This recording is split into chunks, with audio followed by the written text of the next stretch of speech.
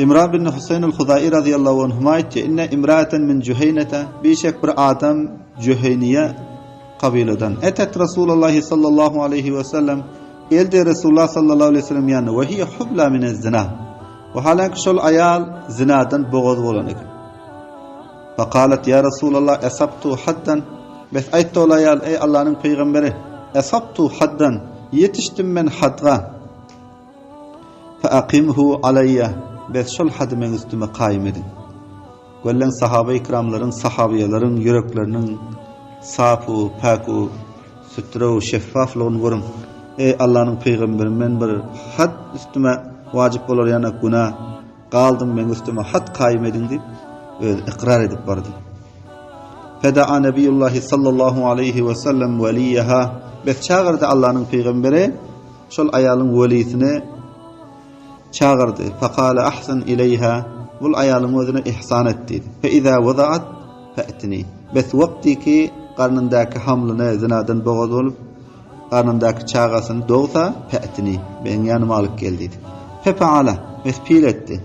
Şöyle etti qarnındaki hamlını doğandan soň geldi. Fe emara biha Nebiyullah sallallahu aleyhi ve sellem bes emretti şol ayala Allah'ın peygamberi sallallahu aleyhi ve sellem feşuddet aleyha siyabuha bes bağlandı şol ayalın üstüne kâlasını ayalın üstüne çadırını dıgıldı sümme emara biha ondan soň emretti peygamberimiz şol ayala hürücümet bes ola ayal daşlap öldürüldü sümme sallallahu aleyha ondan soň peygamberimiz şol ayala namazı cenaze hem okuydular faqala lehu Umaru bes aytdı peygamberimize Hazreti Ömer tusalli aleyha ya Resulallah ve kad zanat namaz okuyorsunuz şol ayala ey Allah'ın peygamberi ve kad zanat ve halen tahqiq ol zina etti.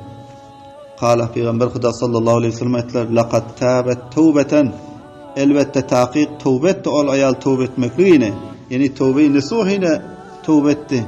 Law qusimat beyne 70 min ahli el-medinete lawasa'athum eğer taksim edilse ehli Medine'den 70 adamın ortasında şunun tawbasını taksim edilse lawasa'athum şolların özüne kifayet ederdi.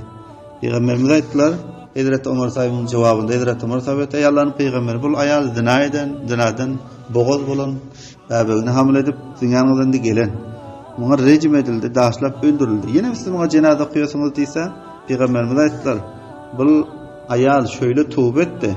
Ehli Medine'den 70 adamın ortasında şunun tövbasını taksim edilse 70 adama kifayet ederdi dedi. Ve hal vecedte afdala min en cadet bi nefsiha lillahi azza ve celle ve aya mevcut tapyomun afzalrak şundan iki tiyar etti öz nefsini Allah azza ve celle. Peygamberimiz aytla aya tapıyorsun mu? Bu adamın özü tiyar etti nefsini Allah'ın razılığı için. Daşlap öldürüleyin Allah menden hoş bolsun dip özüne hada kaym etti. Hada tiyar etti, ikrar edip geldi. Bu hadisten ulamalar şerhin hadis şul fayda çıkarttılar. Bu hadis şöyle fayda veriyor ki mümin adamın ahlaklarından gam çekmek, pişman bolmak vaktiki mümin adamdan günah sadır bolsa. Bu hadisten şerhin hadis şul fayda çıkarttılar. Mümin adamın ahlaklarından da gam çekmek, pişman bolmak vaktiki bir bendeden günah sadır bolsa. Bu yine hem mümin adam öz nefsini paklemeklige günahın kirlerinden teşvik şevk etmek, haris bolmak egerçi şonun özünde öz nefsinin helak bolmaklygy bolsa-da ta Allah azza ve celle duşan billah Hudaý şondan razy bolar yani. Şeýle düşünün. Bu hadisten şu fayda çıkıyor. Musulman adam öz nefsini günahın kirlerinden paklemeklige şevkment boluşlygy. Eger şol öz nefsini günahdan paklemekde nefsinin helakligi bar. Täki Hudaýwand Mutala kıyametden duşan billah Allah şondan hoş bolar yani. Ana bul ayal görün öz nefsine hada tiyar etti. Hudaý menden razy bolsun dip. Özüne ölüme tiyar etti. Rejime tiyar etti. Hamende günahın kirleri kalmasın dip. Kıyametden Allah azza ve celle duşan billah Hudaý menden hoş bolsun dip özüne ölüme tiyar etti. Rejime tiyar etti. Yine bu hadisten çıkan faydalar ukubet-i dünyevi cezalar var. Masiyetin günahına kefare oluyor ekan. Vakti ki şonun özü pişmanlyga, tövbe muqarryn bolsa. Bir adamın özünden bir günah sadır bolýar. Şol adamy häkimler şoňa ceza berýär. onu diliyor, bendet diyor, söküyor.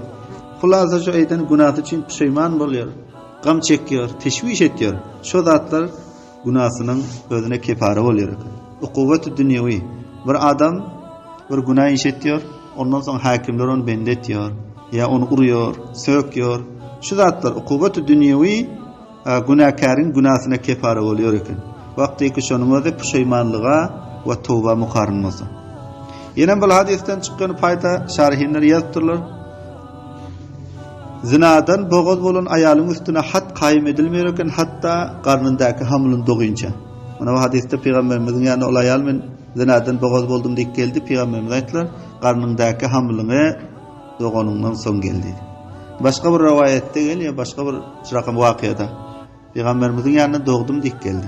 Manın deşilim Peygamberimiz aytdılar, karnındaki hamlın doğanmasan çağan yani nanimani yarandan son gel. Ol ayal şöyle bir Hudavand Mutali özünü tiyar etti. Bir gün geldi deyiptir Peygamberimiz huzuruna, babanın elinde nan batı. Babanın elinde nan batı, nan yedi. Ya Resulullah mana ol çağam indi nanimani yaradındı. Indi men üstüme hat kayım edin dediler. Güllen sahabe-i kiramlar, sahabiyeler şöyle olur, pek nefs adamlardılar. Hudaya rücu etmekte, tövbe etmekte, olar özlerine ölüme, recme barabarlık.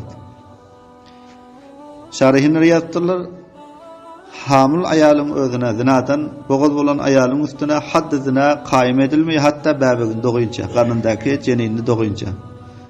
Eğer ol ayalın haddi cel durmak bolsa, celden durra urmak bolsa, onda nifasından pek bolunca. Nifasından pek bolandan soň dururlar. Eğer ol ayalın hade rejim bolsa, onda bolsa çağası öz gününü görüp biler yanak bolsa, ya başkanın süýden emip gün görüp biler yanak bolsa, ya nanip gün görüp biler yanak bolsa, o pillasında ona rejim ediliyor. Ana bu hadisten çıkan faydalar şu.